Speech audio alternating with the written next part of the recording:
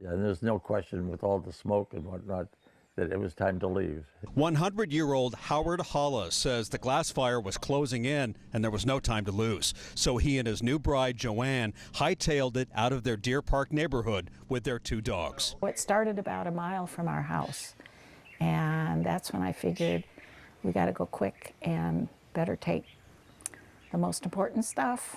That had a 75mm cannon in the nose. That stuff wasn't food or clothes. It was Howard's memorabilia from his decorated career flying missions as a captain with the U.S. Army Air Corps during World War II. This is World War II victory.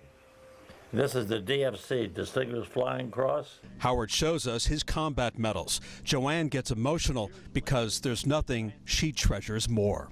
There's nothing else in the house that was so valuable as his experience and memories. That, I mean, it's something we all need to understand what the veterans do for us. Sadly, the home they shared was reduced to rubble, nothing to salvage. But Howard is not giving up. It isn't the challenge that you're facing, it's the way you're going to face the challenge. That's been my creed. Howard and Joanne got married last July. They met in 2018 when he hired her to help compile a book about his military career. Howard took his time proposing. She gets upset with me. Why did it take you so damn long?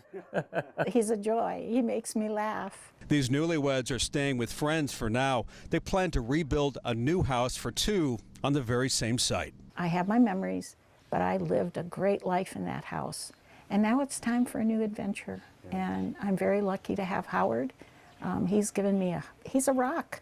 Howard and Joanne moving on together. In the Napa Valley, Cornell Bernard, ABC 7 News.